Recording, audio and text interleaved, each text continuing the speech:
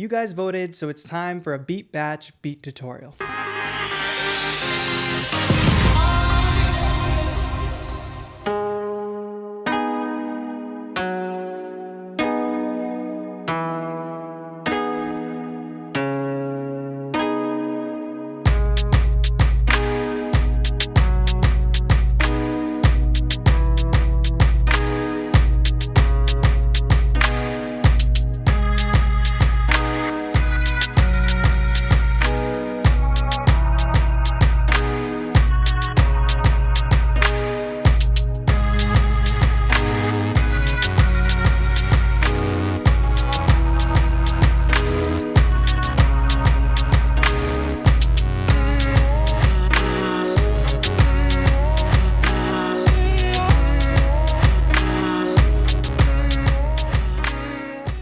Alright, so as you can see, beat F1, and that is the beat we're going to be doing a tutorial on today with the Launchkey Mini. But first things first, if you enjoy live electronic music performances, tutorials, and content to make you a more productive producer, you should click the subscribe button down below. If you don't already know, this is part of my beat batch series where I'm putting 6 beats up against each other and you guys get to vote on which beat gets the tutorial. You can click up here to watch the last matchup, but if you're ready, let's get into the tutorial.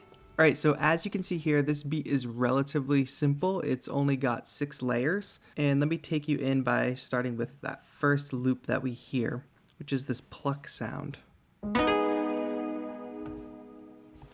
And this sound is from Arturia's Pigments plugin, which I really like for a lot of ambient, mystical kind of sounds. And funny enough, this preset is called Mystic Pluck.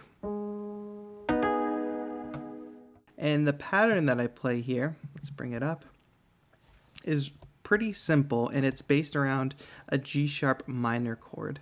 And just a quick reference to what that means. This chord is a minor chord. It's sadder, more melancholic sounding, as opposed to this chord, which is a major chord, happier and more triumphant. Notice that I only changed one note here. That middle note, to change the quality of the chord from minor to major. That note is the third of the chord. So you have the first, the root, the third, and the fifth on top. The thing that changes the quality of the chord from major to minor is that third in the middle here. Has to do with the relationship between the root and the third. So this interval right here is a minor third. This interval right here is a major third. And when you change that, you change the quality of the whole chord. So we're using a minor chord here with the root on top. So this note doesn't change the quality at all because it's just this root note an octave up. And I'm playing my right hand in a sort of rolled style to get a more plucked or strummed feel. And what happens is my left hand now walks down some notes in the G sharp minor scale.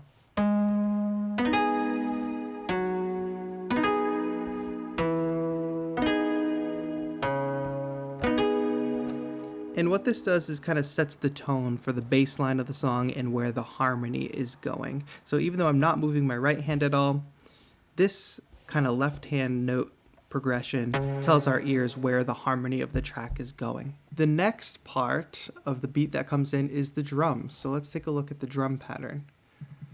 So I get most of my samples from Splice. It's just really easy and they have tons of samples to go through. And this kit is really simple, as you can see from the drum rack here. We've got our kick, our clap, and our hi-hats. Notice that I kind of pull pieces together from different kits, and that's one thing I like to do to make my own style, you know, mix and match between different kits. This clap especially is from a pack by Oak Felder, who's like obviously a really great music producer, and I love diving into the samples he has in his pack. And a little note about the pattern, it would be really easy, I think, to play a straight up hip hop, you know, drum groove in this track, and I'll show you what I mean by that. So if I loop this first section and add drums,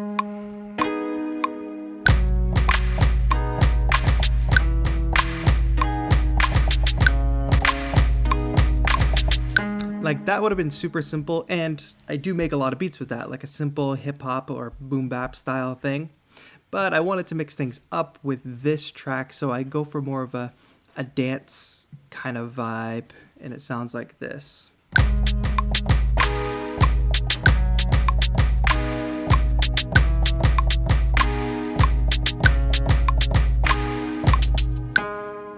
Mixing things up there, so most of the time I'm using this hi-hat, but in that last phrase, switching over to that slightly higher pitched hi-hat.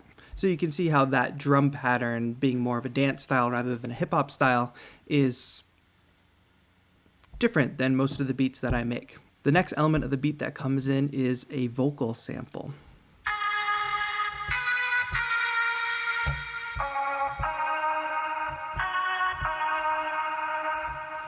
And you notice that with this sample, I am just cropping in on a smaller part of the sample. I'm warping it with tones so that no matter where I play in this melody, it sounds like the same instrument, like it's not shorter or longer because the pitch is higher or lower. I do like to find like little parts of samples to use rather than using a full sample or phrase just to make it my own. And with this style of sampling, I'm using it as if it were an instrument. So as if this were a note on a piano. Every note is the same. There's no like phrasing or movement in there, which we'll talk about later with the other sample that I use. Also, if you're confused and you know a thing or two about keyboards, you'll see that I'm playing this phrase in the key of D minor. So instead of the G sharp minor from before, that doesn't fit here. I'm using the notes of D minor. And that's because I didn't transpose the sample in the sampler, or the simpler I should say. And I'm just transposing in my head, so I know scales well enough to just find my root note, which in this case, in this sample, because the sample is in F sharp minor, which doesn't match our key anyway, the root note was this D here. But if I load up a tuner really quick, I can show you that we're not actually hearing a D. We're hearing an A flat, which is this G minor. That's the note that we're using. So we're hearing the right note, you're just not seeing me play the correct note. And that just comes from knowing scales and being more trained on using my ears rather than, you know, kind of classically trained and having to transpose everything. Also has to do with the speed. So I just hear a sample and I try to find the root note. I say, yep, that fits.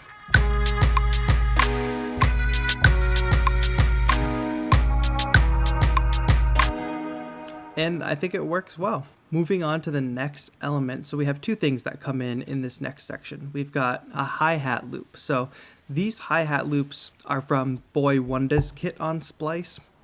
And I actually have these sort of bookmarked in my places because a lot of the times I am looking for this specific style of hi-hat loop. The fast, stuttery, short, sort of hi-hat trap style loops.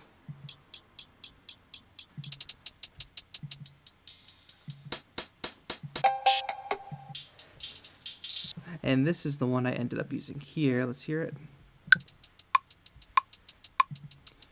And I am not a proficient enough finger drummer because there are hi-hats in this drum kit. But I'm not proficient enough to play those like super fast 16ths in a distinct pattern like that over the course of 4 bars. So I like finding patterns like these because they're what I'm going for anyway, and I really like the sound of them. So Splice has a bunch of these. This video isn't sponsored by Splice or anything. I just find it super convenient to use. Then the other thing that comes in during this section is the bass line. And the bass line is an operator preset called de-elevator. And what I'm doing here is basically following that left hand pattern from the plucked instrument, but I'm playing it as my bass line with a little bit of movement at the end of the phrase.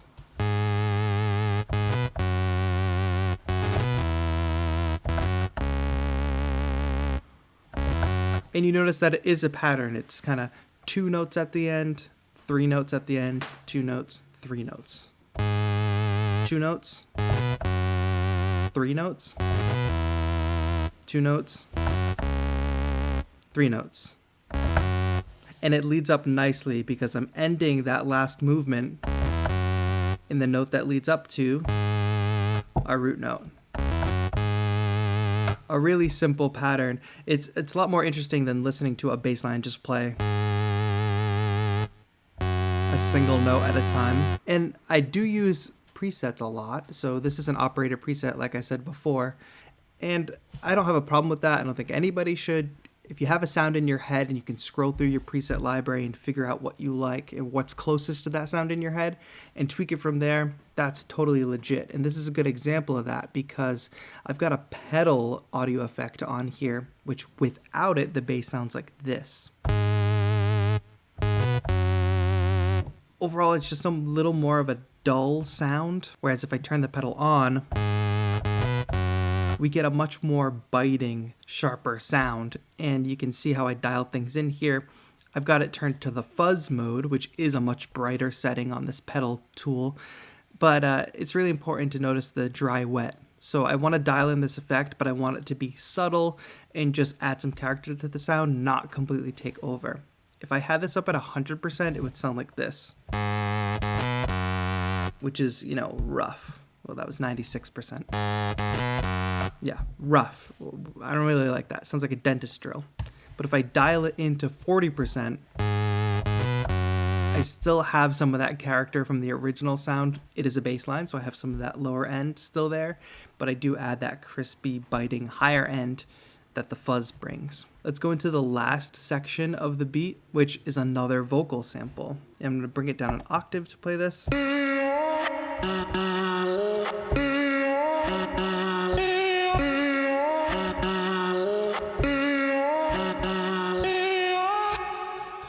So again, cropping in on a specific section of the sample to find a place in the sample that I like. And as I was saying before with the other sample, this one has a little more movement where it's not just one note when I hold the key, it actually plays two notes. You can hear how it goes up in the phrase. And I really like that. It's a little more of a one-shot style version of sampling, but at the same time messing with the tone or the pitch of the note. And this is really simple. Again, just playing, between these three notes, A, and then this octave of D.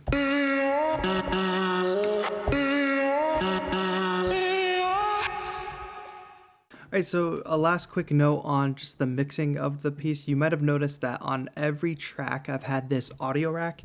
It's my basic audio processing rack, which has the three things that I put on pretty much every track. And that's compressor, EQ, and reverb. And I've set up the macros to give me direct access to the parameters that I usually mess with on each of those three things. So for the compressor, I have the threshold and the output gain. For the EQ, I can cut lows and boost lows. Let me show you that. So I can boost the lows or I can cut them. Same with the highs. I can boost the highs or I can roll them off.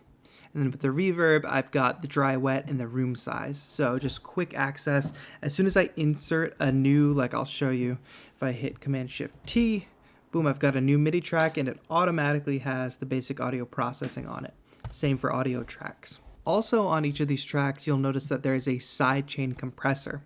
If you don't know what that is, it's a compressor that takes a signal from somewhere else in the project.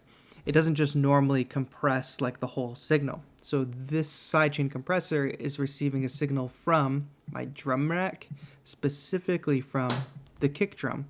So all of the sounds have this on that. So all of the sounds have this on their specific channel, besides the drums, because it's coming from the drums. And what that makes it so is that it will duck under the kick drum. You can hear that pumping, reacting to the kick drum.